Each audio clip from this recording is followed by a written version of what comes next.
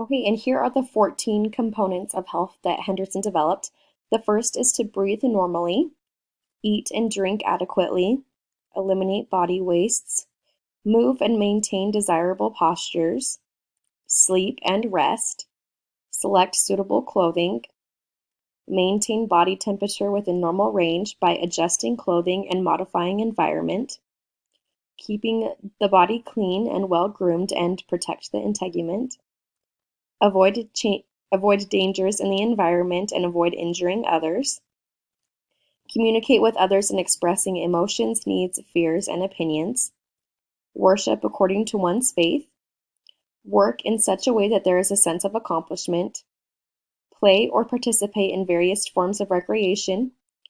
learn, discover, or satisfy the curiosity that leads to normal development and health and use available health facilities. So these icons right here just kind of symbolize, they're just kind of a visual representation of each of the 14 components.